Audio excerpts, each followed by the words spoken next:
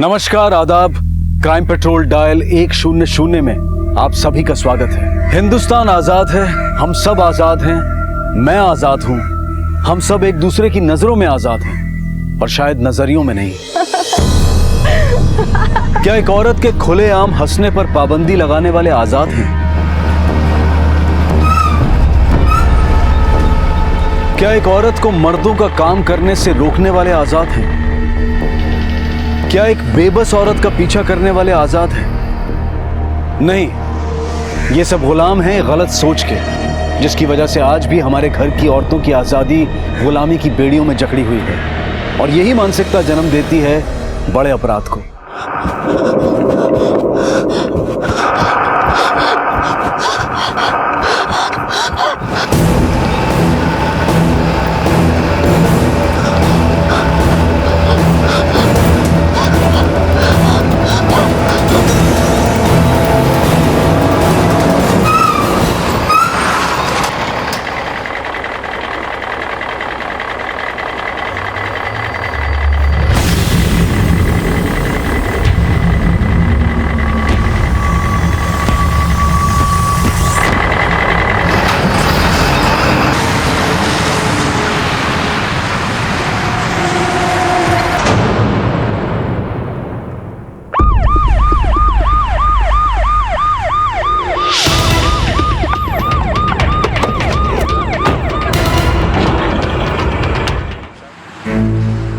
Tyre के निशान किसी ट्रक के लगते हैं। आसपास के किसी पिंड वाले ने कुछ देखा, कुछ बताया? नहीं जी, अभी आधे घंटे पहले मेरे को पिंड वालों का फ़ोन आया तो मैंने आपको खबर कर दी। इसका मतलब एक्सीडेंट करने वाला अंधेरे का फ़ायदा उठा के भाग गया। कहीं ऐसा तो नहीं रहा ना किसी ने जानबूझ के इस पर ट्रक चलाया हो?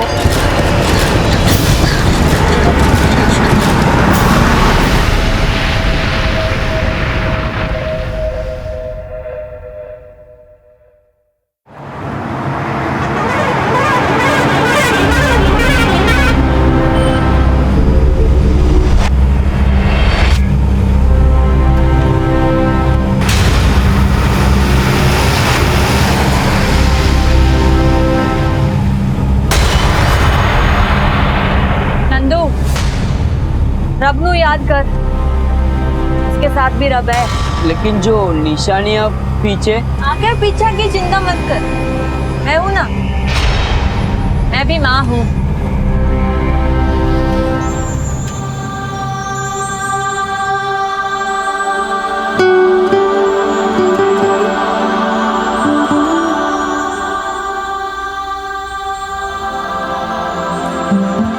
दादाजी, ये देखो मैंने मम्मी की तस्वीर बनाई। देखूं ना, ये तेरी माँ नहीं है। ला, मैं बताऊं।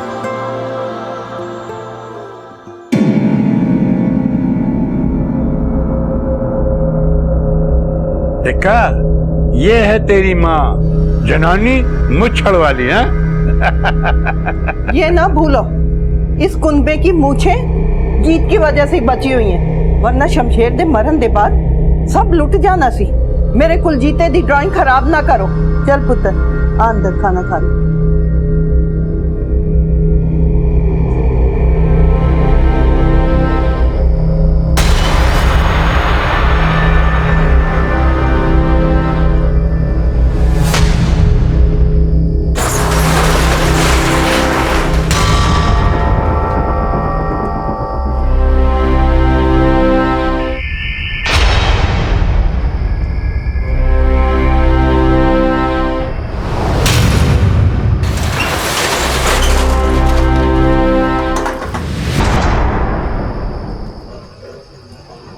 अंदर क्या है, भूल जा। कोई पूछे कि 5 दिन लेट क्यों हुआ तो बता देना जो मैंने कहा।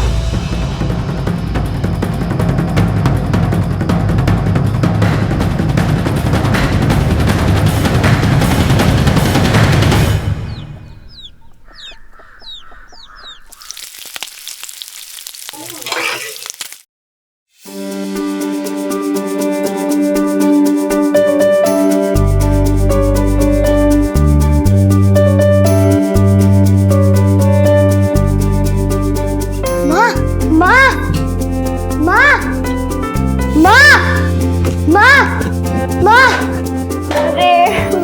पुत्र। ये मैंने पता था पराठों की खुशबू से तू जाग जाएगा। गर्मा गर्म पराठे।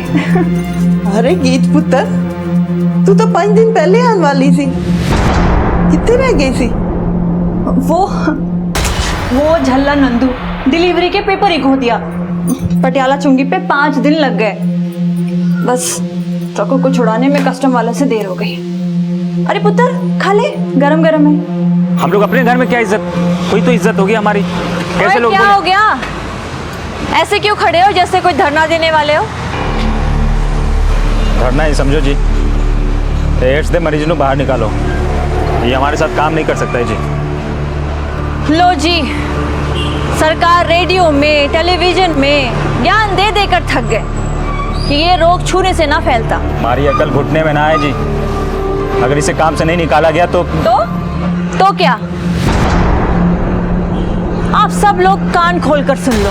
ना तो मैं अपने पेट पर लात मारना चाहती हूँ, ना ही सतिंदर के। हाँ, किसी को यहाँ काम करके तकलीफ है तो वो अभी यहाँ से जा सकता है, लेकिन सतिंदर बलदेव ट्रांसपोर्ट छोड़कर नहीं जाएगा। लगता है इसकी पोल पट्टी खोलनी पड़ेगी।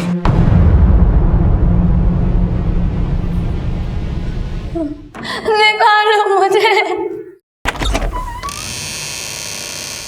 जहाँ दिलो दिमाग पे जहाँ दिलो दिमाग पे खौफ का साया ना हो, खौफ का साया ना हो, जहाँ गर्व से उठे हो सर, जहाँ गर्व से उठे हो सर, शर्म से झुके ना हो, शर्म से झुके ना हो, जहाँ हर शब्द में सच्चाई की गूंज हो, सच्चाई की गूंज हो, जहाँ हर ख्याल आजाद हो, संयम हो, सद्विचार हो, और उन पर कपट की धूल न हो, जहाँ ज्ञान को बंदिशों में बांधा न गया हो, जहाँ इंसानों को सरहदों में बांटा न गया। हे प्रभु, अब विश्व में ऐसे भारत का नव निर्माण हो।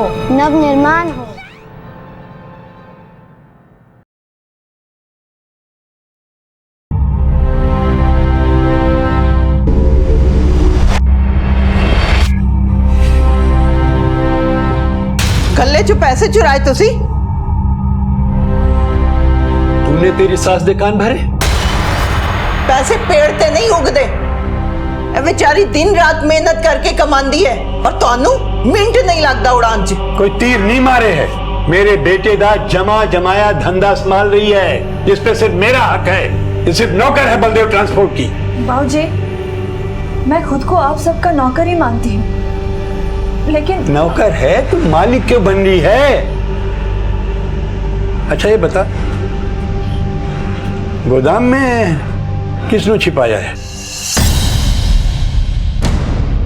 बोल ना, लग गया ना जुबान पे ताला, लेकिन आज ये ताला टूटेगा। जुबान दाभी और गोदाम दाभी।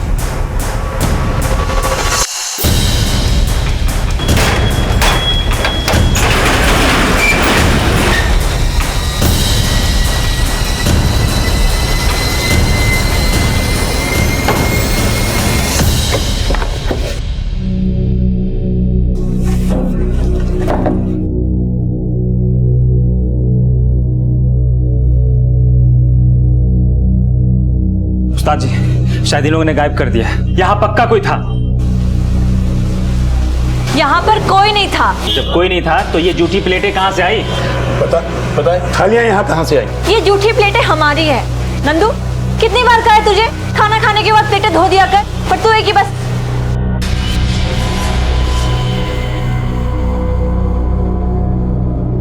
संदीप रुक। तूने किससे पूछकर गोदाम का ताला तोड़ा था? ज्यादा ताप न दिखा, मैंने पता है यहाँ पे कोई था। ओए, बात सुन। मैनू अकल के साथ साथ घुटने भी चलाने आते हैं, और साथ में जुतियां भी। तू निकल यहाँ से और वहां जाके नौकरी करना जहां तुझे जासूसी के पैसे मिले। चलेगा यहाँ से?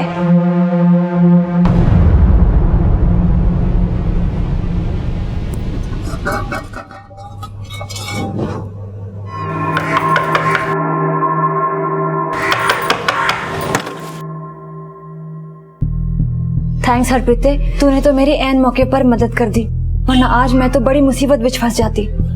लेकिन यार कहीं इस मुसीबत को अपने घर में छुपा के मैं फंस गया तो? ना ना, अरे मैं मुसीबत विच फंस जावांगी पर तेनू नहीं फंसने दूंगी। ऐसी गल करके यार मैंने शर्मिंदा ना कर। लेकिन ये कर क्या रही है तू? मैं सब कुछ बताऊंगी, पर अभी फिलहाल किसी को कुछ मत बताना।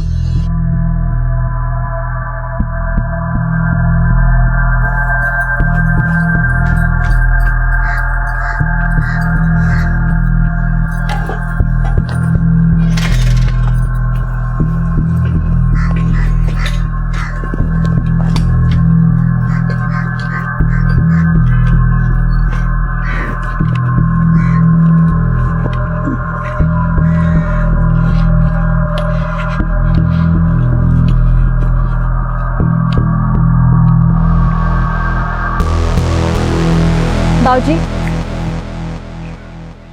आप मेरा पीछा करने वाले थे ना? हाँ, क्योंकि मैनू मालूम है तो कुछ गड़बड़ कर रही है। ये खाना किधर वास्ते ले जा रही थी? बाबूजी, आप अपना दिमाग लगाना छोड़ दो। तेरी सास तुझे बहुत महान समझती है ना। देखना, एक दिन वो तैनू इस घर से निकालेगी। उंगली फुंकारे कोयल दी कूक।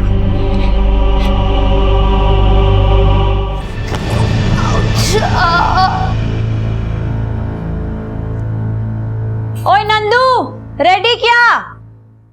मम्मी मम्मी, बरनाला से मेरे लिए ये सब चीजें लेके आना। हाँ पुत्र जी, ले आऊंगी। पुत्र जी, एले टाइम दिखा लेना। पुत्र जी, कोई परेशानी? नहीं मम्मी जी, कोई परेशानी नहीं है, चलती हूँ। चल पुत्र, अपना ध्यान रखना।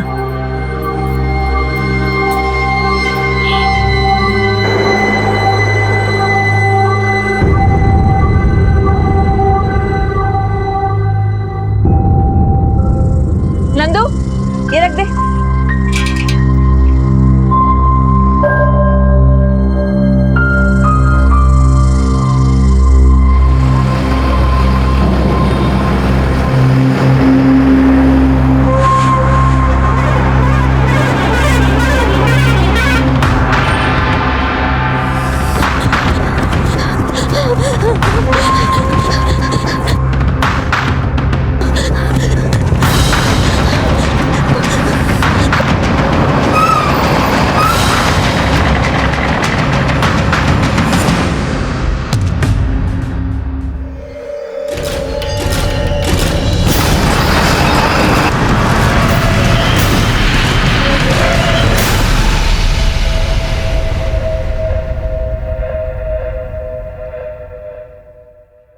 सर जी, उस औरत की पोस्टमार्टम रिपोर्ट, हत्या का टाइम रात 2 बजे के आसपास। लेकिन सर जी, विक्टिम की बॉडी पे कुछ इंजरीज और जले के निशान मिले हैं। पोस्टमार्टम रिपोर्ट और बॉडी पे पाए गए निशानों से यही लगता है राणा कि किसी ने इसे बांध के बहुत टॉर्चर किया है और ये अपनी जान बचाने के लिए हाईवे पे नंगे पैर कई किलोमीटर दौड़ी है,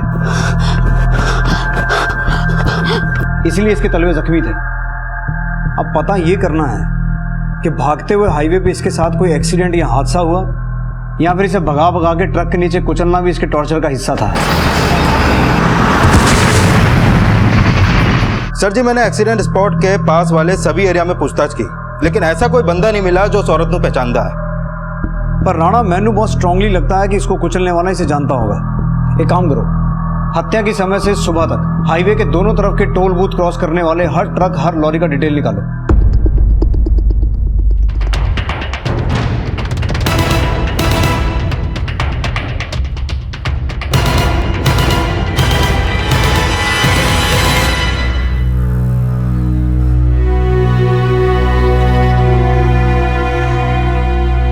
जिस नंबर को डायल कर रहे हैं वो इस समय स्विच्ड ऑफ है। अरे सुखविंदर, जरा एक प्याला गर्मा गर्म चाह पिला दे, अदरक वाली है। ਇੱਥੇ मैं गीते दी फिकर च मरी जा रही हूं और ਤੁਹਾਨੂੰ चाह दी पई हुई है। तुम जनानू तो टेंशन लेने की आदत है। अरे कहीं अटक गई होगी, अब उसके ट्रक में कोई बिजली का खंभा तो लगानी है जो फोन चार्ज कर लेगी। तुसी मेरे नाल चाह पियो, सब अच्छा हो जाएगा। ਤੁਸੀਂ ਮੈਨੂੰ ਤਾਂ ਸਮਝਾ ਲਓਗੇ, ਪਰ ਉਸ ਕੁਲਜੀਤੇ ਨੂੰ ਕਿਸ ਤਰ੍ਹਾਂ ਸਮਝਾਓਗੇ ਕਿ ਉਸ ਦੀ ਮਾਂ ਕਿੱਥੇ ਹੈ? सत श्री अकाल जी। हरप्रीते, तू इत्थे की कर रहे? कुलजीते दे वास्ते जलेबी लाए सी। कुलजीते आजा इधर आ।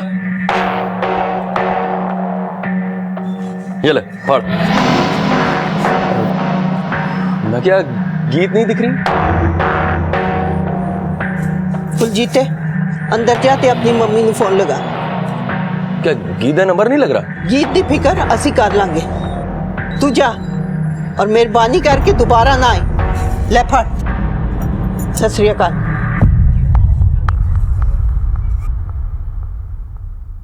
डर जी चाई जी उत्थे कोई है? मैंने खिड़की तो देखा, मनु देख रहा सी।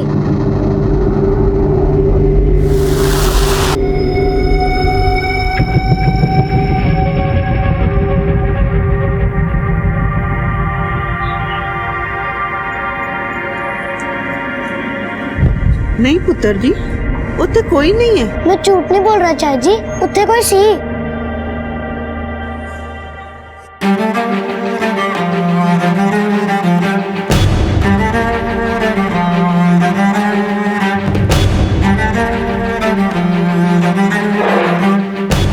सर, इस नंबर का ट्रक सिरसा बरनाला रोड पर सरदूलगढ़ बॉर्डर क्रॉस करके सिरसा की तरफ तो गया, लेकिन सिरसा चुंगी नहीं पहुंचा।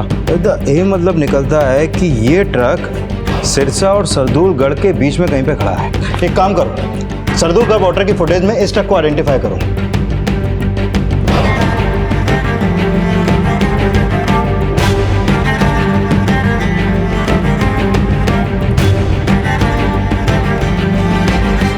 पता करो ये औरत कौन है, ये ट्रक किसका है? जी।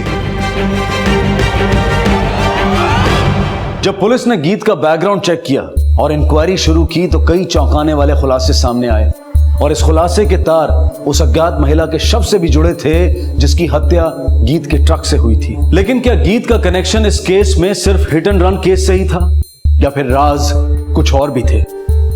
सर जी, ये ट्रक मानसा के बलदेव ट्रांसपोर्ट के नाम पे रजिस्टर्ड है और इस औरत का नाम है गीत कौर। इसका पति शमशेर सिंह बलदेव ट्रांसपोर्ट का मालिक था जो 8 महीने पहले गुजर गया। तब से बलदेव ट्रांसपोर्ट की करता धरता ये गीत कौर ही है। सर जी, मानसा के पुलिस स्टेशन में गीत की सास सुखविंदर कौर ने 23 अगस्त को गीत की मिसिंग कंप्लेंट दर्ज की थी। Missing complaint? हाँ जी। रिपोर्ट के मुताबिक गीत कौर 20 अगस्त की रात को मानसा से बरनाला के लिए निकली थी और उसके साथ उसका क्लीनर भी था, नाम है नंदू।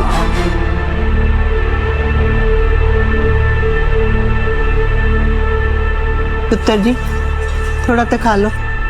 जब तक माँ नहीं आती तब तक मैं कुछ नहीं खाऊंगा।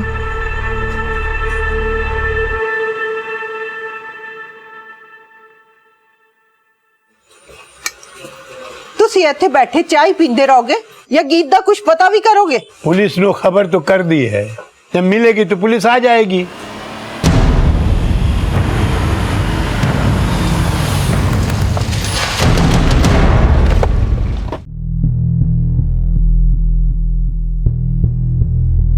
सर जी, हमें नहीं पता ये कौन है। आप नहीं तो शायद गीत जानती हो। गीत? पर ये है कौन? 21 अगस्त की सुबह इस लड़की की लाश हमें सिरसा मानसा रोड पर मिली है। इस लड़की का एक्सीडेंट गीत के ट्रक से हुआ है और शायद इसीलिए गीत फरार है। नहीं नहीं साहब जी, गीत ऐसी नहीं है। अगर कोई गीत की ट्रक के नीचे आ भी जाता ना तो इसे अस्पताल पहुंचाती, पहले सड़क पर मरने के लिए छोड़ के नहीं भागती। वो बीजी अगर भागी नहीं तो गई कहाँ? और आपने उसकी मिसिंग कंप्लेंट लिखवाते हुए ये बताया था कि वो मानसा से बरनाला की तरफ गई थी, तो फिर उसका ट्रक सिरसा की तरफ क्यों गया? वो सिरसा की तरफ गई? हमें आपके घर की तलाशी लेनी है। तलाशी? पर किस लिए? देखिए सर जी, अगर हमें गीत को छिपाना होता तो हम उससे मिसिंग दी कंप्लेंट क्यों लिखाते? ओ बाबूजी, अगर हमें गीत पे शक ना होता तो हम ये सर्च वारंट क्यों लेके आते?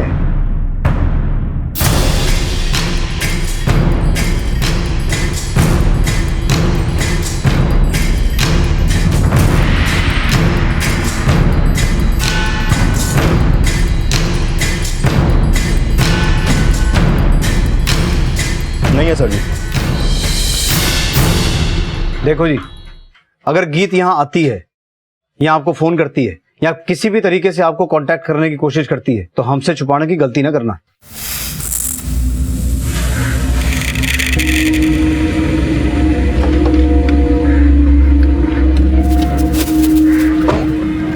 गीत के सास ससुर, रिश्तेदार, ट्रांसपोर्ट कंपनी के सारे ड्राइवर, सबके फोन सर्विलेंस पे डालो। मुझे लगता है गीत इनसे कभी ना कभी कांटेक्ट करने की कोशिश जरूर करेगी। लेकिन सर जी, मानसा पुलिस स्टेशन में मैंने गीत के बारे में पता किया तो वहाँ के एसआई सतपाल को गीत के पिंड वालों से गीत के बारे में मिली जुली राय मिली। कुछ उसे पसंद करते हैं, कुछ नापसंद। नापसंदगी की वजह? सर जी, उसके कंपनी में कई ड्राइवर थे, फिर भी जनानी होकर वो खुद ट्रक चलाती थी और कई कई दिन तक घर भी नहीं जाती थी। इस गीत के कॉल डिटेल निकालो, पता लगाने की कोशिश करो कि असल में ये औरत थी कैसी, और ये भी पता करने की कोशिश करो कि जिस औरत की लाश मिली थी वो कौन है और उसका गीत के साथ क्या कनेक्शन है। जी सर जी, मैंने गीत के फोन रिकॉर्ड चेक किए। उसका फोन 20 अगस्त की रात सरदूलगढ़ हरियाणा बॉर्डर के पास एक्टिव था, जहां हमें उस औरत की लाश मिली थी।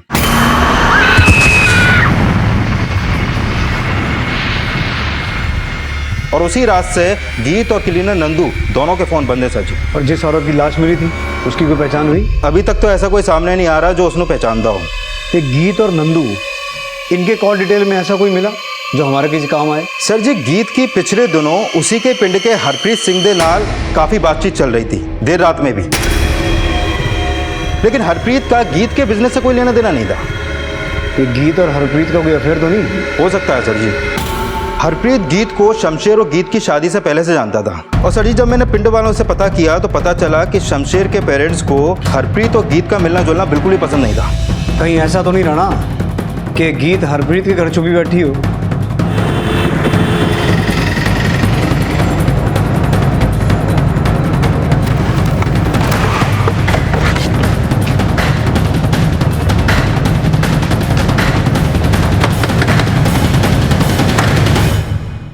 हरप्रीत जी।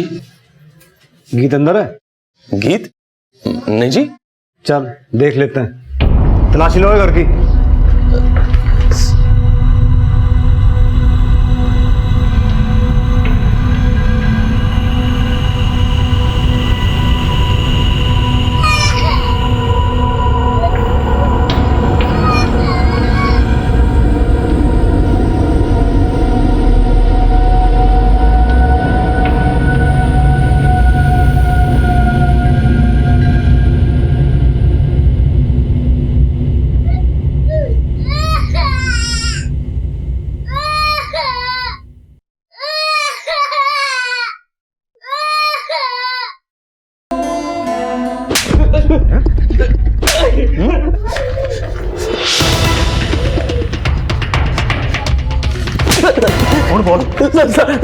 कहाँ गीत?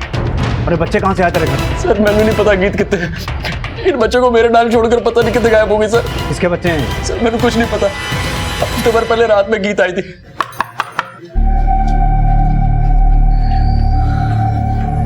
गीत तू यहाँ इस वक्त? हरप्रीत मेरी एक मदद कर दे यार। पहले उसने बच्चों को अपने गोदाम में छुपा के रखा था, फिर मैंने चाबी देकर बोली कि इन्हें अपने घर ले आऊं। सर मना नहीं कर पाया सर।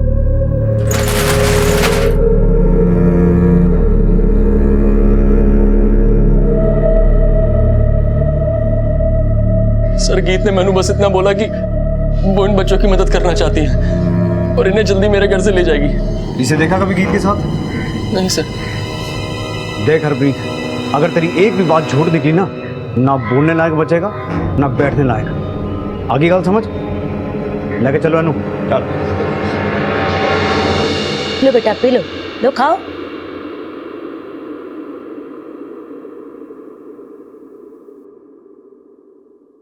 घबराना पुत्र।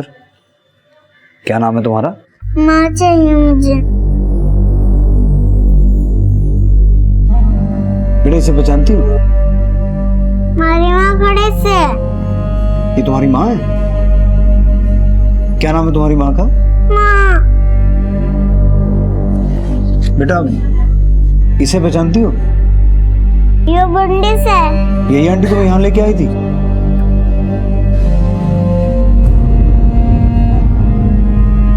सर जी, ये लड़की तो हरियाणवी है, लगता है इसकी माँ भी हरियाणवी होगी। पता करो गीत का हरियाणा में कहाँ आना जाना था। सर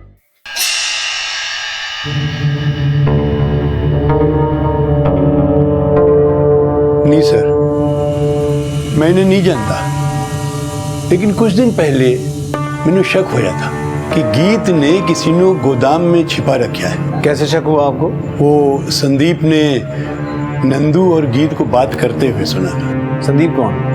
ये सर, ये नंदू वही है ना जो गीत के साथ था? हाँ सर, एक नंबर का छठा बदमाश है। गीत ने सर पे चढ़ा रखा था उसको। कहाँ रहता नंदू?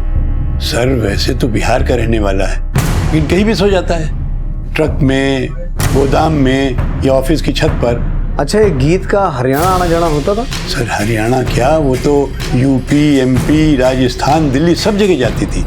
ये देखिए सर, ये रजिस्टर है, इसमें आपको सब मिल जाएगा। सर जी। ठीक है जी, सत श्री अकाल। मैंने पता किया कुछ साल पहले शमशेर को ह्यूमन ट्रैफिकिंग के मामले में गिरफ्तार किया गया था, लेकिन उसके खिलाफ ठोस सबूत ना होने की वजह से उसे छोड़ दिया गया। मतलब साफ है, शमशेर के बाद गीत ने शमशेर का बिजनेस संभाला और ये बच्चे जरूर ह्यूमन ट्रैफिकिंग के लिए लाए गए थे। और जब बच्चों की मां ने विरोध किया, गीत ने उस पर ट्रक चढ़ा दिया।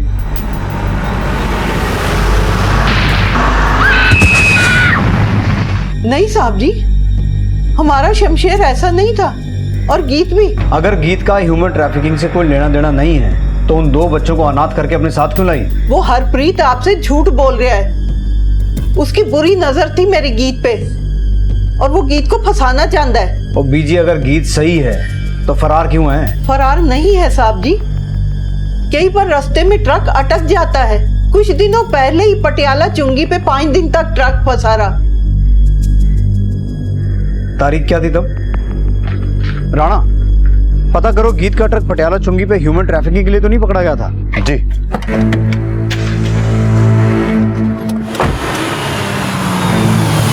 सर जी, मैंने पटियाला चुंगी पे पता किया। उन डेट्स पे तो गीत का ट्रक पटियाला चुंगी पे गया ही नहीं, बल्कि उन 5 दिनों में गीत की फोन लोकेशन सरदूलगढ़ बॉर्डर के पास हरियाणा के मलोर गांव की थी, और 20 अगस्त की रात को भी उसकी फोन लोकेशन यही की थी सर जी। मतलब वो दो बच्चे और औरत मलौर गांव के ही हैं? सर, गीत का फोन अभी अभी ऑन हुआ है सरदूलगढ़ बॉर्डर के पास हरियाणा के खुर्द गांव में। सर जी, खुर्द तो मल्लोर से 15 किलोमीटर ही दूर पड़ता है। चलो।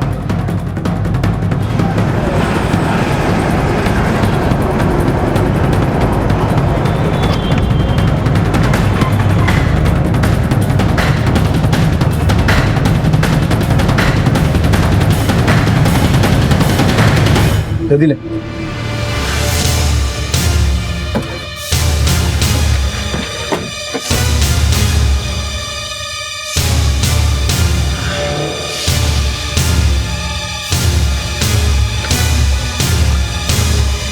एक मिनट, ये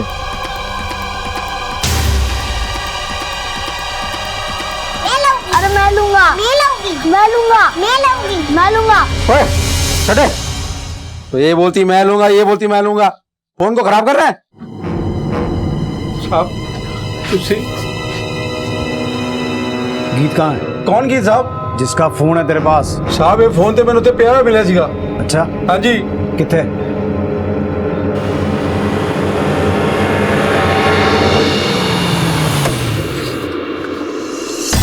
चेक करो। चलो आओ साहब, इधर मिला सी साहब, इधर।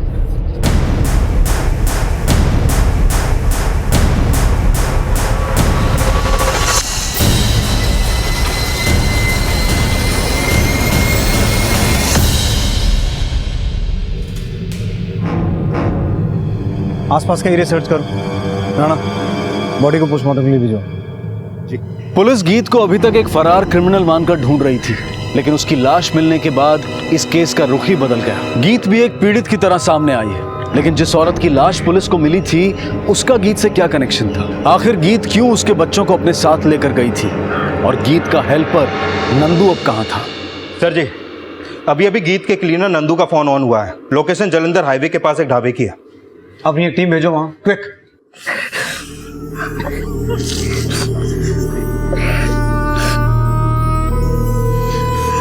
जी मनु मार चाहिए।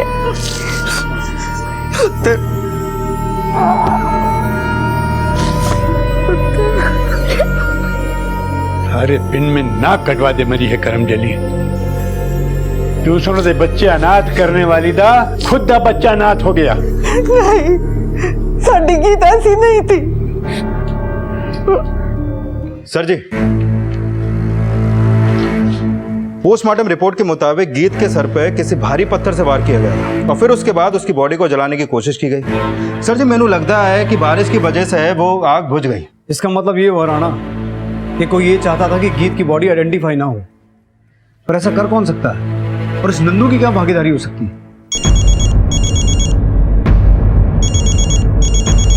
हाँ बलजीत,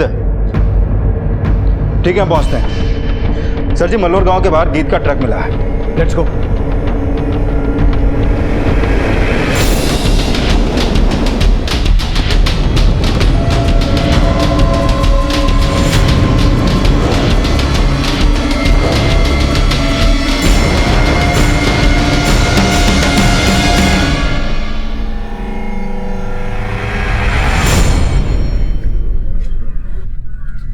गीत का मलौर में आना जाना था।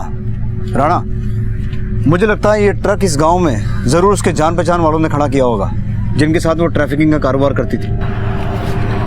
राणा, एक काम करो, आसपास के लोगों से पता करो किसने कुछ देखा। जी।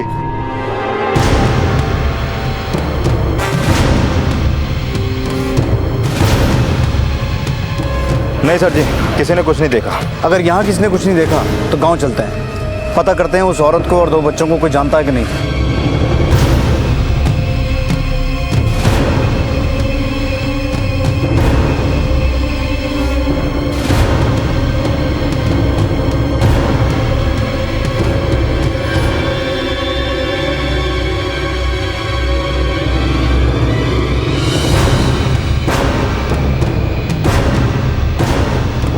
सर जी मैंने लगता है पूरा पिंड मिलकर हमसे कुछ छुपा रहा है।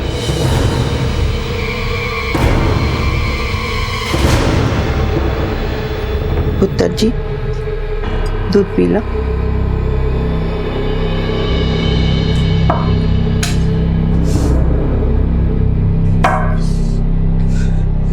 कुछ तो शर्म करो। गीत नू मरे कुछ ही दिन होए है और उस दी कमाई थी अयाशी कर रहे हो। तू मुझे सिखाएगी, तू मुझे सिखाएगी। दादाजी, दादाजी। यार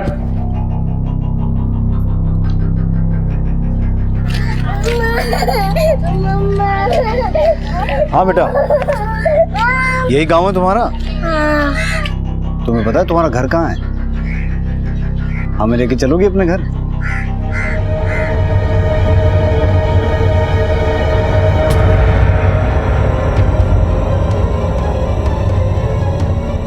क्या हो बेटा, कौन सा घर है तुम्हारा? अम्मा, अम्मा, ये मेरा घर। अम्मा।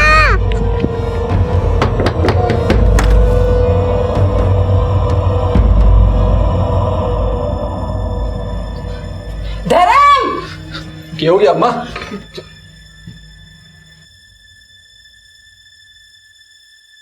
साहब जी, बेटा क्या लगता है तुम्हारे? बापू। कौन बोल? नहीं नहीं साहब जी, बच्ची झूठ बोल रही है। तू ये राजा हरीशचंद्र जी? अरे साहब जी मेरी चलो चल। हाँ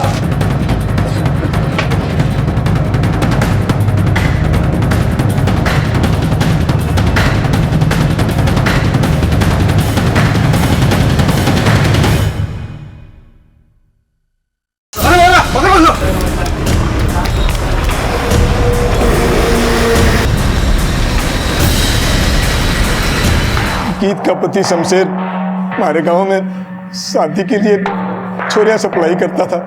शादी के लिए? हाँ साहब, वो हमारे आसपास के गांव में छोरियां की बहुत कमी है। इस खातिर शादी करने और बच्चा पैदा करने के लिए छोरियां खरीदनी पड़ती। अब साहब इतना पैसा देना सबके बस की बात तो नहीं है, तो एक ही छोरी से 2-3 भाई शादी करते हैं। हम तीनों भाइयों ने भी सपना को शमशेर से खरीदा था। शमशेर भाई जी की मौत के बाद गीत परजाई ने जब उनका कारोबार संभाला तब उन्हें शमशेर भाई का ये धंधे का पता चला। गीत परजाई जी ने वो काम करने से साफ मना कर दिया।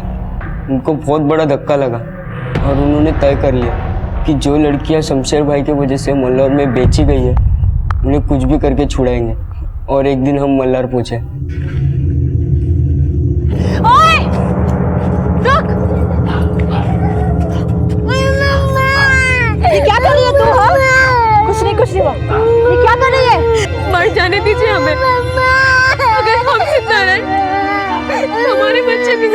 बर्बाद हो जाएगी।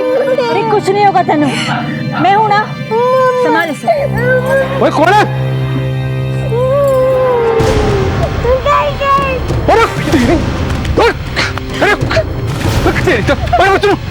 कौन है वो? हाँ, किधर है? चल देखा बच्चों। गीत परिजय जी 5 दिन एक धर्मशाला में रुके और उन्होंने सपना के घर का पता लगा लिया। परिजय जी ने सपना को भरोसा दिया कि वो उसे और उसके बच्चों को रात को ही अपने साथ लेके जाएंगे। चल। ओए कौन है? आप पकड़िए। अरे सुन।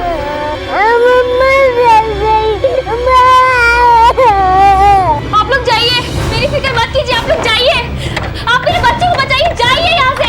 हमने सपना के बच्चों को तो बचा लिया पर सपना को नहीं बचा पाया। फिर साहब एक दिन हमें पता चला कि वो उस शमशेर की लुगाई थी जो हमारे बच्चों को लेके गई। तो साहब इस मनसा में हम उसके गांव गए पर हमने अपने बच्चों को ढूंढने की बहुत कोशिश की साहब, लेकिन कुछ पता नहीं चला कि उसने कहाँ छुपा के रखा। दादी चाई जी उत्ते कोई है, मैंने खिड़की तो देखा। एक दिन हमें पता चला कि गीत खुद हमारे गांव आ रही से। हम उस रात सपना को बचाने के लिए वापस मल्लोर गए।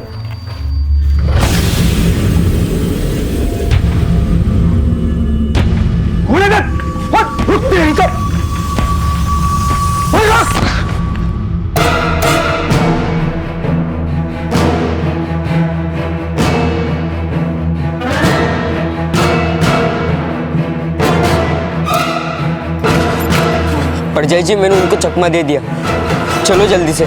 चल चल चल।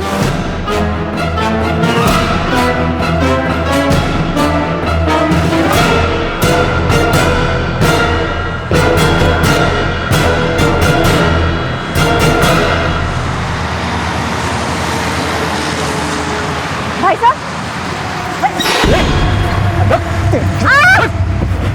होशियारी ना करी। अरे उतरो नहीं तो काट के रख दूंगा।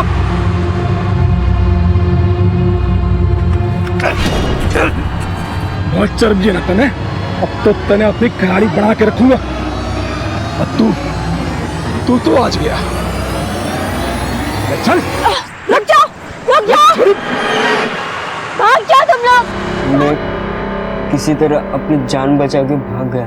छोरा तो भाग गया और हमने गीत के ट्रक से ना सपना को कुचल दिया। और मैं सोचा साहब कि ट्रक गीत का है तो सक जो है वो गीत तो नंदू पे जाएगा।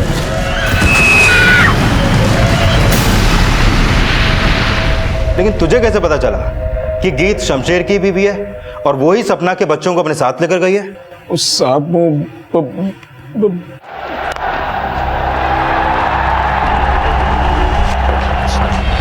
बलदेव जी तो थाने चलो, सब समझ में आ जाएगा।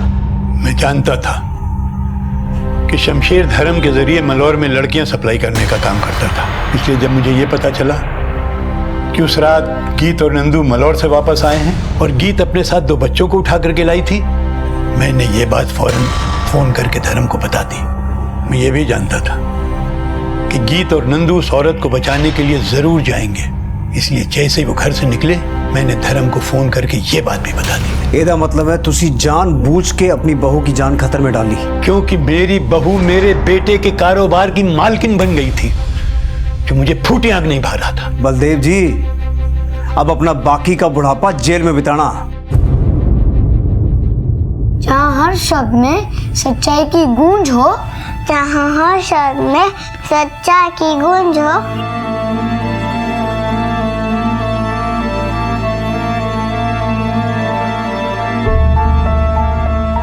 आज हमारे देश को आजाद हुए 69 वर्ष पूरे हो चुके हैं, लेकिन आज भी हमारा देश कई तरह की मानसिकताओं की गुलामी का बोझ ढो रहा है। अगर हमें सही मायनों में पूर्ण स्वराज चाहिए तो हमें अपने नजरियों पर लगी हुई बंदिशों को तोड़ना होगा, क्योंकि यही बंदिशें महिलाओं को पुरुषों के अहंकार का शिकार बनाती हैं। क्या अर्थ है आजादी का? इस देश के हर नागरिक के लिए आजादी के मायने क्या है? हमें बोलने की, अभिव्यक्ति की, सोचने की, सरकार चुनने की, अपने धर्म का पालन करने की आजादी है। लेकिन अगर एक की आजादी दूसरे के लिए घुटन भरी जिंदगी बन जाए तो? आज की कहानी ना सिर्फ ऐसे कई सवाल उठाती है, बल्कि हमारे समाज का ही एक घिनौना रूप भी दिखाती है।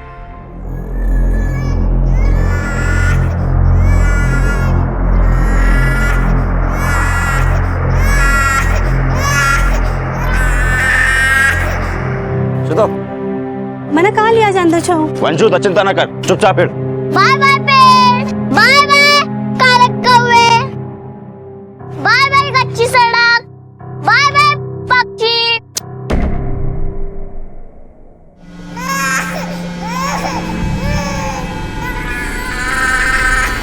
ऐसे क्यों बोल रहे हो? सब कभी नहीं मिलेंगे, ऐसा बोलो जल्दी ही मिलेंगे। ए तिमेरा चुप करा, शाम बेसी ना करा बच्चे।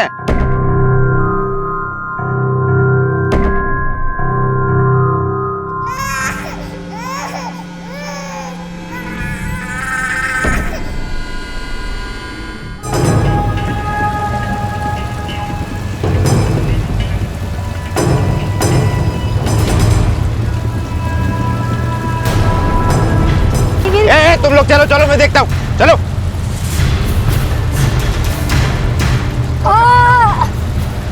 अरे अरे एक बार कोशिश तो कर, कोशिश करके देख। नहीं जा पाऊंगी। चल चल, एक बार कोशिश करके देख, चल। नहीं जा पाऊंगी मैं।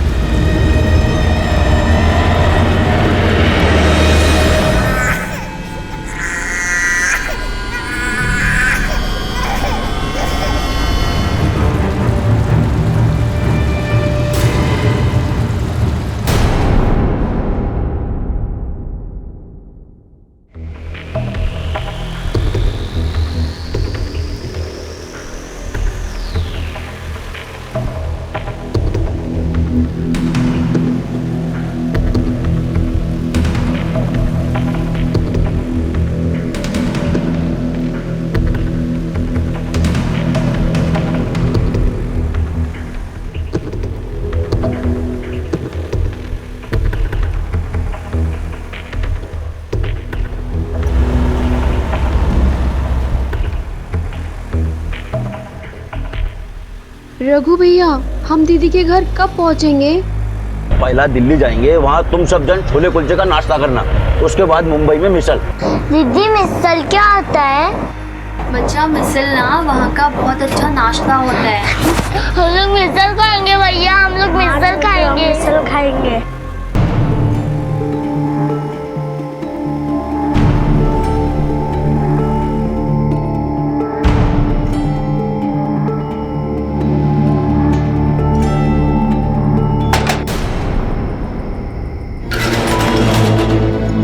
चलो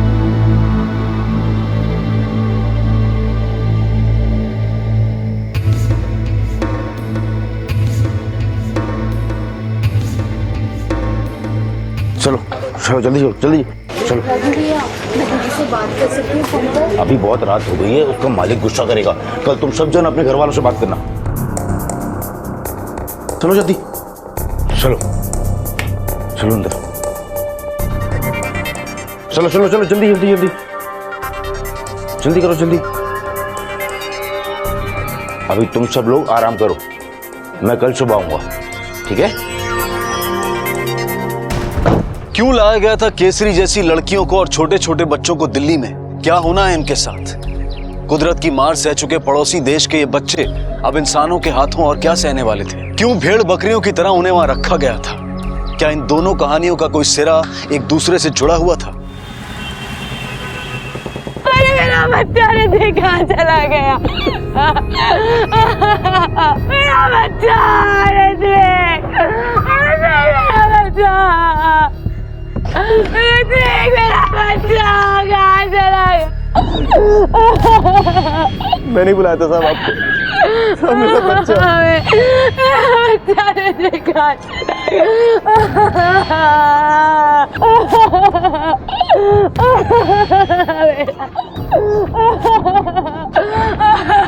बॉडी को लेके जाने मेरे बच्चे को, जाने मेरे बच्चे को, छोड़ना मत उस लोकेशन को, जान लिया उसने मेरे बच्चे की।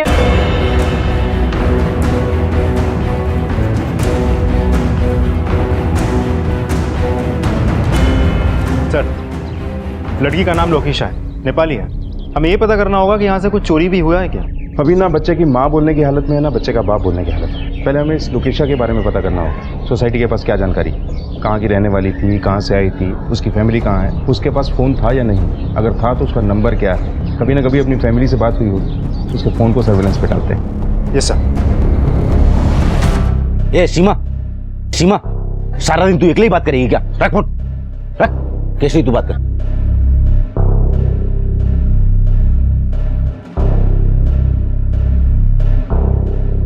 हेलो दीदी, मैं केसरी बोले को तपाईँ कस्तो छ? दीदी मैं दिल्ली पहुंच गई रघु भैया के साथ में ये बात करोगे? हाँ हेलो, पुलिस की गाड़ी? चलो अभी फोन रख, बहुत बात होगी। रघु भैया, मेरी दीदी से पूरी बात नहीं हुई है। तो बाद में बात कर लेना, चल। ऐसे कैसे चले? मेरी तो बात ही नहीं हुई है, मुझे भी अपनी दीदी से बात करनी है।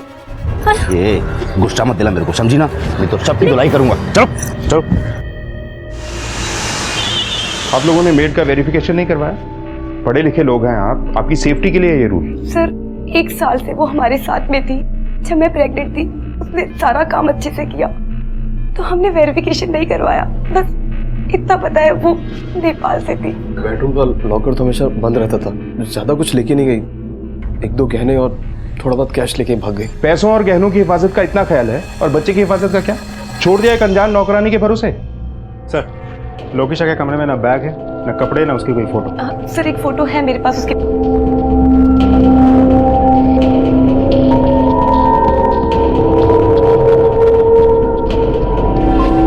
नैनी कैम या बेबी कैम नहीं लगवाया? आजकल लगवाते हैं लोग घरों में।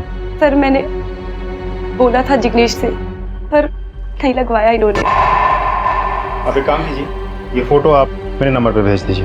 ये लड़की लोकेशा कैसे मिली आप लोगों को? वो हमारा वॉचमैन लालमणि लेके आया था उसको। साहब जी, मेरा मती मर गई थी, जो उसको मदद की। एक पहचान वाला ने बोला बेचारी परेशान है, मदद करो। मैंने यहाँ काम पर लगा दी। इससे पहले कहाँ काम करती थी? दिल्ली में काम करती थी साहब जी, फिर दिल्ली से 1 साल पहले यहाँ आ गई। नेपाल में कोई है उसका? कहाँ की रहने वाली थी, कुछ पता है तुम्हें? एक बहन है और 2 छोटा भाई है, बस इतने ही जानता हूँ। ठीक है सर, कहीं वापस नेपाल तो नहीं भाग गई? हो भी सकता है, लेकिन पहले उसके फोन रिकॉर्ड्स निकलवाओ, उसकी आखिरी सेलफोन लोकेशन पता चलेगी तभी हम कुछ एक्शन ले पाएंगे। एक मासूम बच्चे का खून हुआ, हमें जल्द से जल्द खूनी को पकड़ना है। Yes sir. लोकेशा ने इतना बड़ा अपराध क्यों किया? कोई भी अपराध, वजह चाहे जो भी हो, जायज नहीं हो सकता, लेकिन एक अच्छे और परिपक्व समाज में ये सवाल तो उठना चाहिए कि आखिर उसने ऐसा अपराध क्यों किया? क्या वो मानसिक रूप से अस्वस्थ थी? कहानी के 2 सिरे थे, दूसरे सिरे पर थे सरहद के कच्चे रास्तों से लाए गए बच्चे और लड़कियां। क्या इनमें से किसी का लोकेशा की कहानी के साथ कोई रिश्ता था? जुर्म का जो बीज मुंबई में बोया गया था, क्या उसकी जड़ें दिल्ली में थी? पुलिस ने इस केस को बहुत गंभीरता से लिया था और वो इस अपराध की जड़ तक जाने वाले थे। सर, ये रहे लोकेशा के फोन कॉल रिकॉर्ड, इधर देखिए सर। ये दिल्ली का नंबर है, दिल्ली के किसी पीसीओ से फोन आया था उसे। लोकेशा पहले दिल्ली में ही काम करती थी, ऐसा उस वॉचमैन ने बताया था। हो सकता है लोकेशा के भाई बहन भी दिल्ली में ही। Sir, last central location Mumbai central के आसपास है, लगभग 5 बजे। मैंने ट्रेन की टाइमिंग भी पता कर लिया, दिल्ली और पंजाब की ट्रेन से। लोकेशा भागकर दिल्ली ही गई होगी, क्योंकि नेपाल में तो उसका कुछ बचा ही नहीं था। एक काम करो सर, लोकेशा का फोटो और उसका फोन नंबर दिल्ली पुलिस को भिजवाओ और बोलो कि हम भी आ रहे हैं, क्योंकि मुझे लगता है अब इस केस की गुत्थी मुंबई से नहीं, दिल्ली जाके ही सुलझेगी।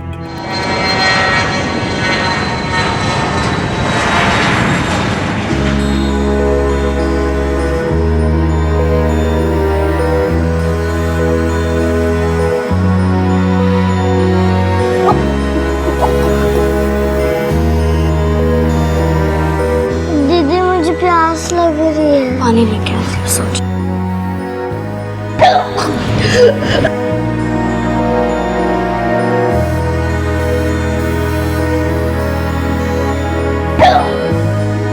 दीदी यहाँ पे कितनी गंदगी रखी है, हमें यहाँ पे क्यों रखा हुआ है इतनी गंदगी में? आप रघु भैया से बात क्यों नहीं करती हो? चलो चलो, बहुत सो लिया, जल्दी उठो, सुबह हो गई। चलो चलो चलो चलो। कीर्ति मैडम, कैसे सामान लाए हो? ये दोनों घर के काम के लिए अच्छी है, ये पार्लर के लिए अच्छी रहेंगी, और इन बच्चों को फैक्ट्री में डालेंगे। और ये पढ़ी लिखी है, 10वीं पास है, थोड़ी थोड़ी इंग्लिश भी बोलती है। इसको मैडम जी एकदम कड़क माल है, जबरदस्त। बिल्कुल सही कह रहे हो। किसका क्या करना है मैं बताऊंगी, तुम ख्याल रखो इन सब का। रघु भैया, मुझे दीदी से कब बात कराओगे? मेरे दोनों भाई बहुत डरे हुए हैं। चिंता न कर, जल्दी मिलाऊंगा। ठीक है, आराम करो। चलो चलो।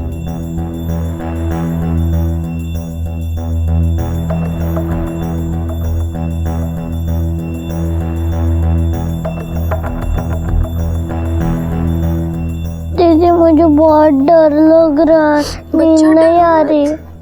हम जल्दी घर पहुंच जाएंगे। हाँ, आंखें बंद करके तुम्हें सब कुछ याद आएगा। हमारा गांव, वो झरना, वो बादल देखो नीचे नीचे आ रहे हैं। हम जल्दी घर पहुंचेंगे। हाँ, तुम सब डरो मत।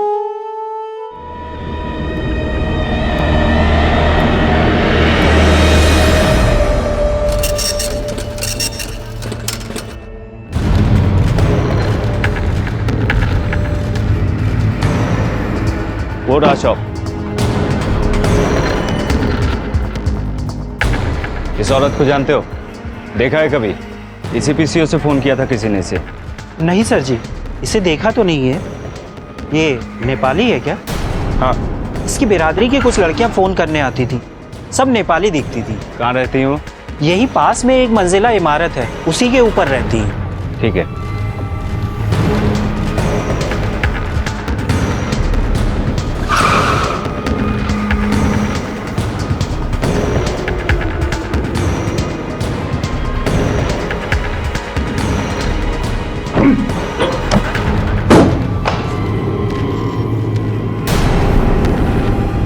सर्च करो अच्छी तरह।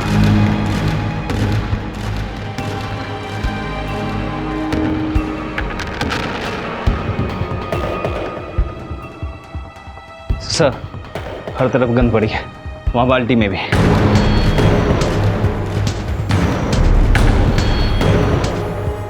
किसी केसरी नाम की लड़की की है। क्यों रहती होगी वो इस नर्क में? नेपाल के कमाती गांव के स्कूल की है। सर, ये देखिए।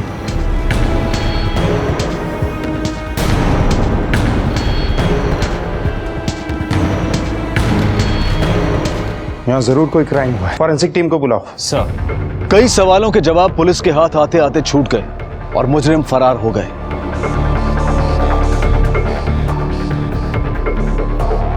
लेकिन मुजरिम सिर्फ इस भ्रम में जीते हैं कि वो कानून से 2 कदम आगे हैं, पर कानून की मजबूत गिरफ्त से ना तो कोई मुजरिम बच पाया है और ना ही बच पाएगा। देश को जुर्म से आजाद कराने की जद्दोजहद में लगी पुलिस फोर्स किसी भी कीमत पर इस जुर्म की जड़ तक पहुंचने की पूरी कोशिश कर रही थी।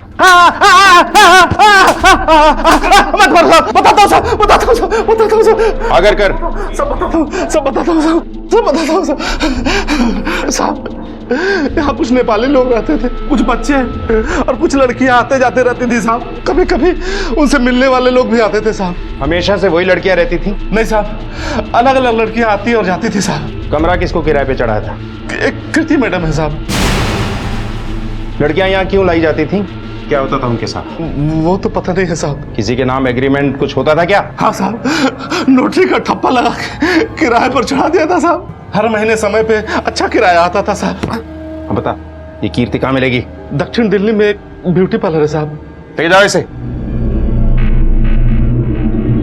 ये केस एक बच्चे के मर्डर से शुरू हुआ था, लेकिन लगता है कि ह्यूमन ट्रैफिकिंग का केस है ये, जिसके तार 3 जगह से जुड़े हैं, नेपाल से, दिल्ली से और मुंबई से।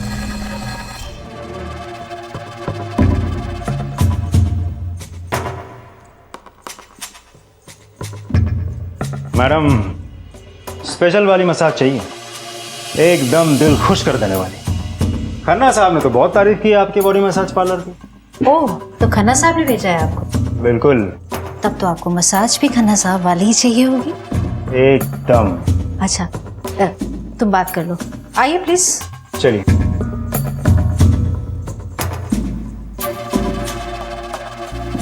आइए, आप यहाँ बैठिए, मैं भेजती हूँ।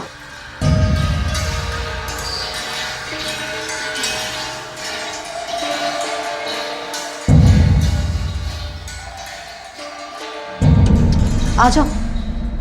ये देखिए स्पेशल मसाज के लिए।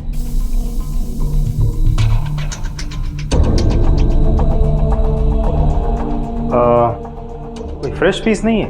फ्रेश है ना, जाओ अंदर से दूसरी लड़कियों को भेजो, बिल्कुल गुलाब की तरह ताजी ताजी फ्रेश। अभी देखिए आपको दिखाते हैं, ये देखिए।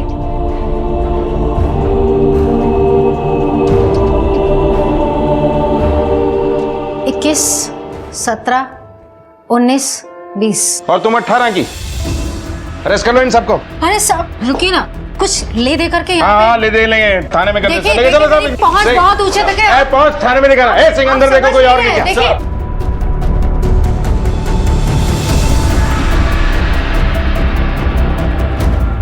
चलो हो गया मसाज, चलो।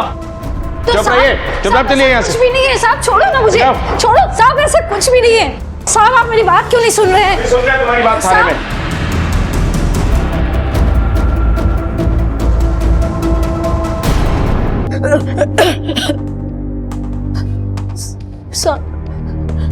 ये सारी लड़कियां हम नेपाल से मंगवाते थे। इनमें जो जवान होती थी उसे धंधे पे लगा देते थे, और जो बुढ़ी होती थी उसे घर के कामकाज के लिए, और जो बच्चे होते थे उन्हें फैक्ट्री में। साहब जो लड़कियां बचती थी उन्हें अपने पार्टनर में लगाते थे। अभी हाल ही में जो लड़कियां लाई गई वो कहाँ है? सर सब तो आपने छुड़ा ली। ये नेपाल से लड़कियां लाता कौन है? सब रघु।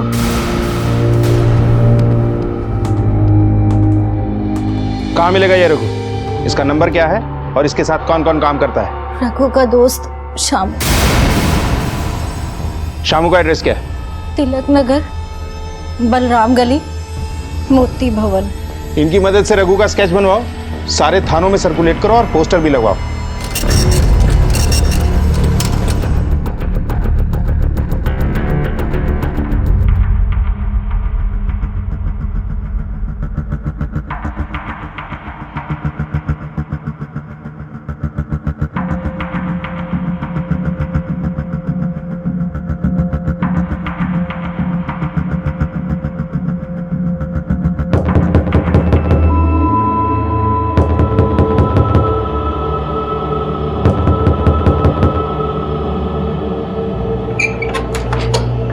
शामू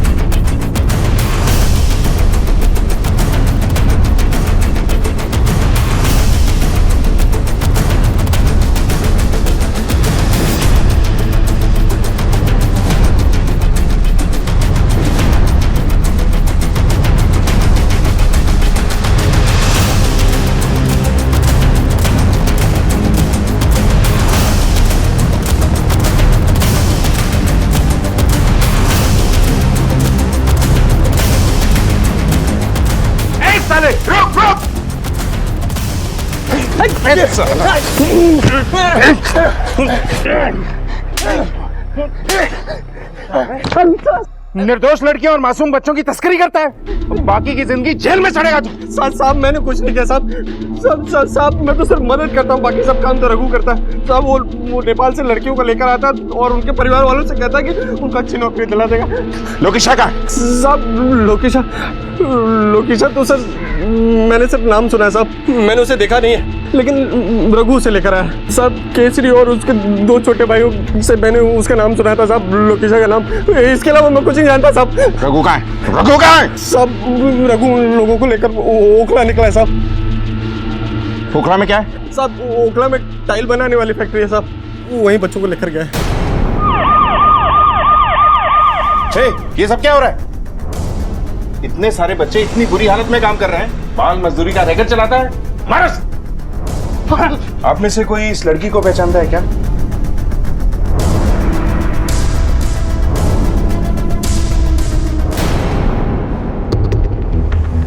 साहब ये मेरी बड़ी दीदी लोकेशा है, और छोटी दीदी केसरी को रघु भैया लेके गए, और मेरा भाई महेश उस कमरे में है। कहाँ है बच्चा? कहाँ है? चल! कहाँ है बता?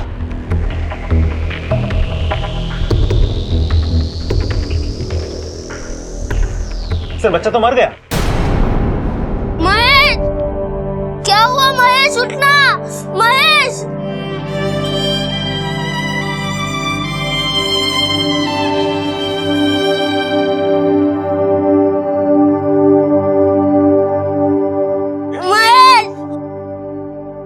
महेश क्या हुआ? बेटा लक्ष्मण, तुम्हारे भाई को किसने मारा? जब केसरी दीदी चली गई थी तब महेश बहुत रोने लगा। फिर रघु भैया ने उसे गुस्से में बहुत मारा। बेटा जिसने भी तुम्हारे भाई को मारा है उसको सजा जरूर मिलेगी।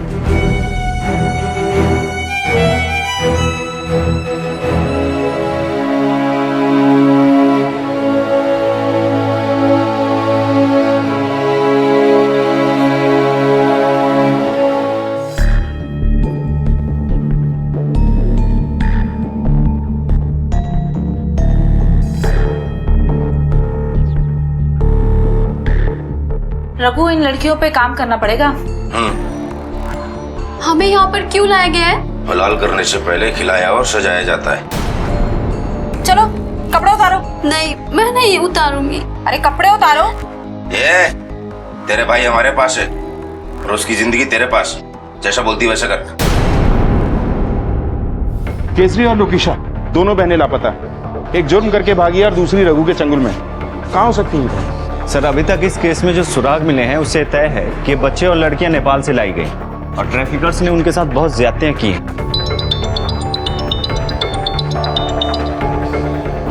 हेलो, ओके सर, लोकेशा का पता चल गया है। लोकेशा, बहुत घुमाया तुमने, चलो थाने लेके चलो इसे।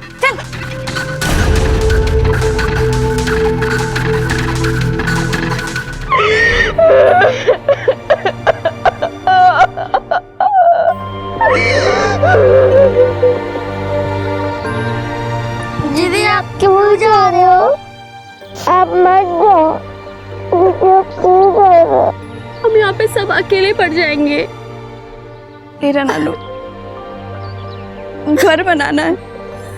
तुम्हारी आधी पढ़ाई भी बाकी है ना। हाँ।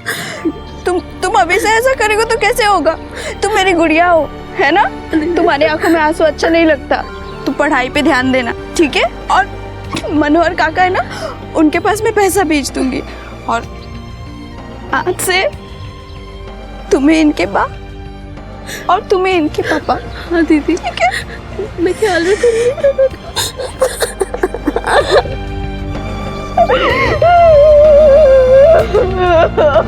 सर ये वाला नंबर, इसकी पूरी डिटेल्स निकाली है मैंने। सर वो लोकेशा मुंह नहीं खोल रही है, वो बहुत डरी हुई है। सिंह, ये केस कहाँ से शुरू हुआ था और कहाँ पहुँचा है? इस केस से जुड़ी हर वो बात जो लोकेशा जानती है हमारे लिए जानना बहुत ज़रूरी है। और ये भी कि उसने बच्चे को क्यों मारा।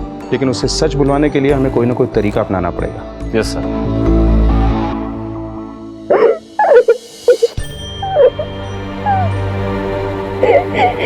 दीदी, लक्ष्मण,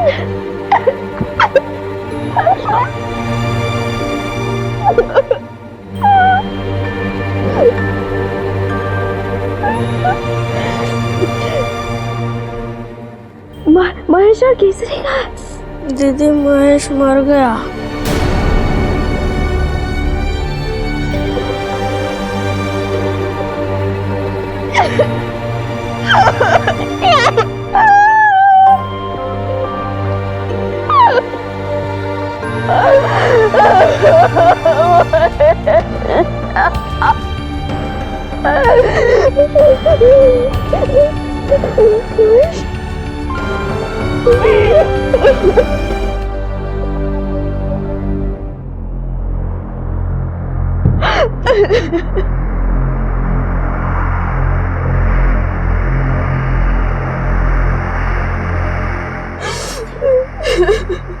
लोकेशा, तुम्हारी बहन को ढूंढने के लिए हमारी टीम दिन रात एक कर रही है। केसरी और उस जैसी लड़कियों को उनके चंगुल से छुड़ाना है। देखो हम समझ सकते हैं तुम्हारे साथ जो हुआ वो ठीक नहीं हुआ, लेकिन जो तुमने किया वो भी ठीक नहीं था। अब हमें खुल के बताओ कि तुम्हारे साथ क्या हुआ, क्यों मारा तुमने उस बच्चे को। देखो हमारी मदद करो ताकि हम तुम्हारी मदद कर सकें। डरो नहीं। बताओ क्या हुआ था तुम्हारे साथ? आज तक किसी ने मेरी मदद नहीं की। 28 साल की थी जब मुझे रघु इधर लेके आया था। मेरा पति मर गया और मेरे बच्चे भी नहीं थे। मेरे 2 भाई और मेरी बहन केसरी, उन लोगों को मैं अपने मासी के पास छोड़ के इधर काम करने आ गई दिल्ली में। वो रघु ने मुझे एक मसाज पार्लर में बेच दिया। वहाँ पे मसाज के साथ साथ और भी बहुत सारी चीजें होती थी। वो सब काम भी करवाते थे जो मुझे नहीं करना। हर रोज लोग आते थे, मैं गिनना भूल गई। मैं बस यही प्रार्थना करती थी कि मुझे भगवान इस नरक से निकाल दे। 2-3 साल तक मैंने ये काम किया। फिर मेरी बढ़ती उम्र की वजह से मुझे मुंबई में एक घर में आया का काम दिलवा दिया। उसका मुझे रघु को कुछ कमीशन देना पड़ता, लेकिन मेरे लिए सही था क्योंकि मुझे लगा कि मैं इस दलदल से बाहर निकल गई। लेकिन तृप्ति मैडम पेट से थी जब मैं उनके पास काम करने आई। अरे जान नहीं है क्या तेरे हाथों में? जा, तुझसे नहीं होगा, जाके अपना काम कर। और सुन, जाते जाते दरवाजा बंद करके जाना। उनके पति का मेरे पे बहुत गलत नजर था। मुझे पता था कि मैं ज्यादा देर तक उससे नहीं बच सकती। सब मर्द एक जैसे होते। मैं कुछ नहीं कर पा रही थी। तुम्हारे साथ इतना गलत हुआ, तुमने पुलिस की मदद क्यों नहीं ली? कहीं दूसरी जगह नौकरी क्यों नहीं ढूंढ ली? मेरे पास कागज नहीं है ना, तो इन लोगों ने मुझे काम पे रख दिया। वो लोग पगार तो देते थे, लेकिन उसकी कीमत कई तरह से निकालते थे। लेकिन एक चीज था जिसकी वजह से मेरा मन लगा रहता था वहाँ। वो क्या? मैडम जी का बच्चा ऋत्विक बाबा। मेरा कोई बच्चा नहीं था ना, तो मैं बहुत खुश रहती थी ऋत्विक बाबा को अपनी गोद में खिला के। ऐसा लगता था जैसे मेरा अपना बच्चा है। ए लोकेशा, ये क्या ऋत्विक लगा रखा है तूने इसे? बाबा बोला कर इसे। अगर तू इसे ऐसे बोलेगी तो घर के बाकी नौकर क्या बोलेंगे इसे? सब मैं रहती तो उनके घर पे थी, लेकिन सिर्फ एक नौकरानी। पति रोज रात को हवस निकालता था अपनी, और मैडम मुझे ऐसा देखती थी जैसे मैं गंदगी हूँ। तो इसका गुस्सा तुमने उनके बच्चे की जान लेकर निकाला? नहीं साहब, बच्चे से क्या दुश्मनी। मैं तो उनका बहुत अच्छे से ख्याल रखती थी। मुझे नेपाल के बारे में पता चला कि वहाँ पे भूकंप आ गया, और मुझे अपने परिवार के पास जाना था। मैडम जी, कुछ दिनों की छुट्टी चाहिए। आपने टीवी पे देखा होगा ना, नेपाल में भूकंप आ गया। मुझे मेरे परिवार से मिलना, बताने किस हाल में हूँ। मरा तो नहीं ना कोई? फोन पे बात हुई ना तेरी? जब देखो जब छुट्टी चाहिए छुट्टी चाहिए। अगर तुझे जाना है ना तो जो पगार लिया था ना वो एडवांस देकर जा। और भागने की कोशिश की ना तो पुलिस में कंप्लेंट करवा दूंगी, समझी तू? आई छुट्टी चाहिए इसे। मेरे भाई और मेरे बहन से मुझे मिलना था। भयो भयो बेसी भयो ल चुप, दूध पनि पिउँदैन के भयो तिमीलाई?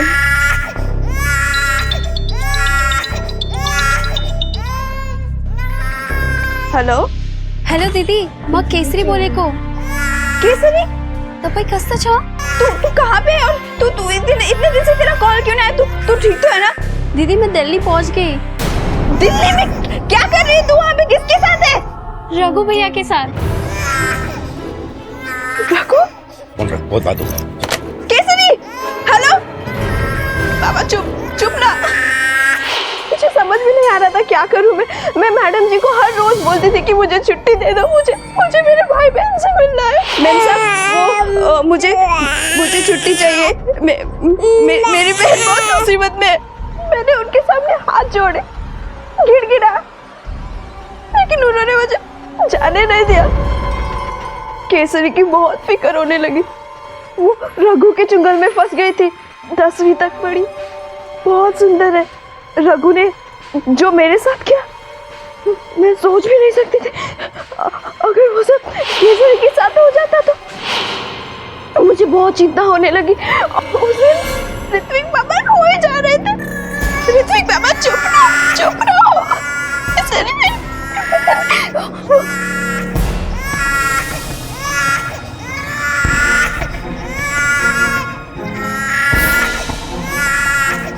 पापा चुप रहो, तुम चुप रहो। मैंने उनको चुप कराने की बहुत कोशिश की। मैडम जी भी मुझे घर जाने नहीं दे रहे थे। मुझे मेरी बहन को और मेरे भाइयों को बचाना था। मुझे कुछ समझ में नहीं आ रहा था और मेरा सिर फटा जा रहा था। और उसी बेचैनी में मैंने ऋत्विक पापा को फेंक दिया। साहब, मुझे पता है मैंने जो किया वो सही नहीं किया, लेकिन उसकी सजा मेरी बहन केसरी को नहीं मिलना चाहिए। मैं केसरी को बचा।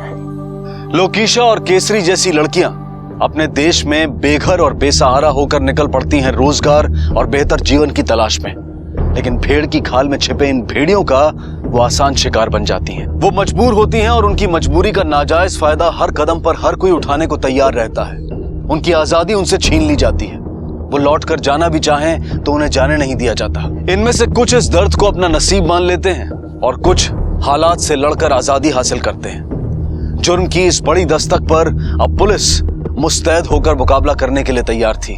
सर उस लड़की कीर्ति के बनवाए इस केस के आधार पर हमें रघु के बारे में एक बहुत इंपॉर्टेंट लीड मिली है। सर आज से 7 साल पहले बिहार में एक ग्रुप रॉबरी और मर्डर हुआ था, जहां 4 में से 3 अपराधी पकड़े गए, अभी भी सजा काट रहे हैं। ये चौथा फरार आदमी है। इतने खतरनाक आदमी के साथ केसरी और न जाने कितनी लड़कियां होंगी, पता नहीं किस हाल में होंगी।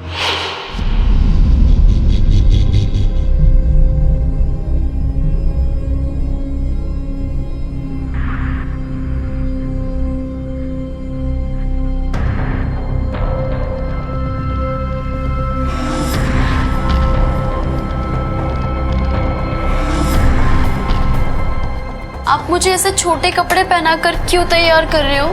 बहुत जल्द पता चल जाएगा।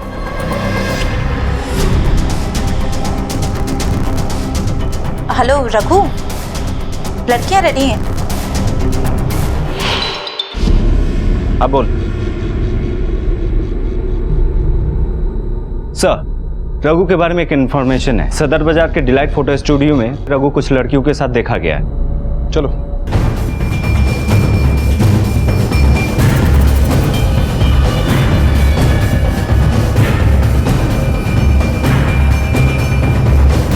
इस आदमी को पहचानता है?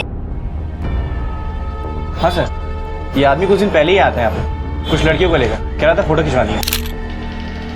चल अभी देर हो गया, दूसरी को भी। सर कुछ वीजा लगवाने के लिए बोल रहा था। इन फोटोज का फॉर्मेट 4 कंट्री से होता है, मतलब ये लड़कियों को आउट ऑफ इंडिया लेके जाने वाला है। सिंह सर, पीसीआर से कांटेक्ट करो। Yes sir. मैं लड़कियों के फोटोज और नेम मेल कर रहा हूँ। फॉरेन कंसुलेट से पता करो इन लड़कियों का गल्फ कंट्रीज के लिए वीजा लगवाया गया है क्या। रघु, लड़कियां तैयार हैं। चलो चलो जल्दी, चलो जल्दी।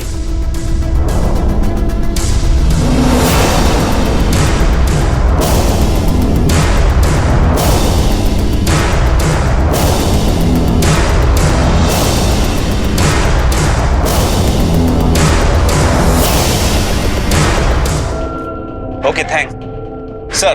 खबर पक्की है, वीजा लिया गया था उन 3 लड़कियों के लिए। फ्लाइट डिटेल्स भी मिल चुकी हैं और फ्लाइट 3 घंटे में छूटने वाली है। टाइम बहुत कम है, हमें डिपार्चर से पहले वहां पहुंचना होगा। Right sir.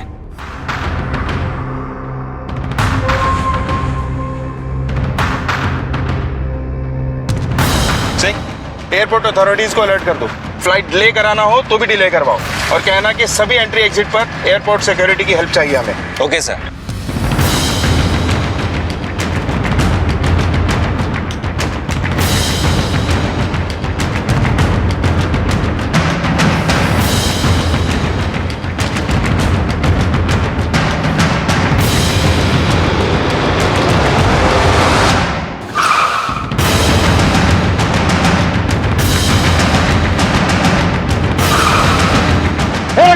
उधर नीचे। रघु रुक रुक बोला तेरे को रुक रुक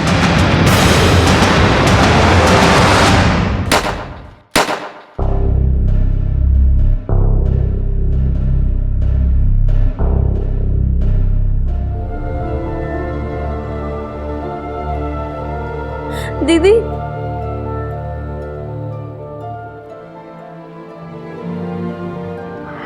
कैसा रे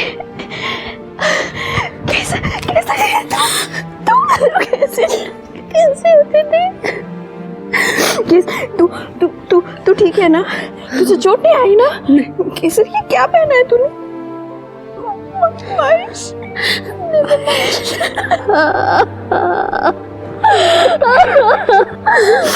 बेटा रघु ने तेरे साथ कुछ गलत नहीं किया ना? नहीं ना दीदी, अब यहाँ पर कैसे? अब मेरी जिंदगी इसी जेल में जाएगी। जिंदगी ने तुझे दोबारा मौका दिया है ना? तू इसे गवाना मत, किसी के भी झांसे में मत आना, ठीक है? और अपने सारे सपने पूरा कर, लक्ष्मण का ख्याल रख, अपना भी पूरी तरह ख्याल रखना, ठीक है? पूर्ण स्वराज की इमारत मानवता और समानता की नींव पर खड़ी होती है। जब हम पूर्ण स्वराज की बात करते हैं तो हम ये भूल जाते हैं कि इसे स्थापित करने के लिए हम में से हर एक का योगदान जरूरी है। ह्यूमन ट्रैफिकिंग यानी कि मानव तस्करी जैसा संगीन अपराध सिर्फ मानवता पर ही नहीं बल्कि पूर्ण स्वराज की सोच पर भी प्रश्न चिन्ह है। तृप्ति ने अगर लोकेशा की मनस्थिति समझी होती तो शायद यह अपराध टल सकता था, लेकिन अपराध के लिए बस वो एक पल दोषी होता है जब इंसान की सोच उसके हालात पर हावी हो जाती है। मुंबई और दिल्ली पुलिस की सक्रियता ने केसरी जैसी न जाने कितनी लड़कियों को इस दलदल में फंसने से बचा लिया। सरकार ने केसरी और उसके भाई लक्ष्मण को अपने ही देश के एनजीओ की मदद से आश्रय दिया। उनकी सुरक्षा करने वाले सभी पुलिस कर्मियों की कलाइयों पर राखी बांधकर भारत से जाते जाते वो स्नेह और कर्तव्य की मिसाल ले गए।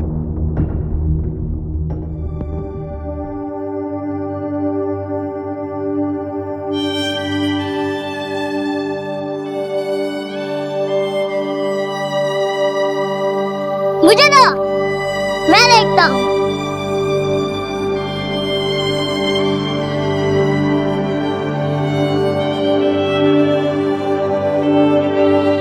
दीदी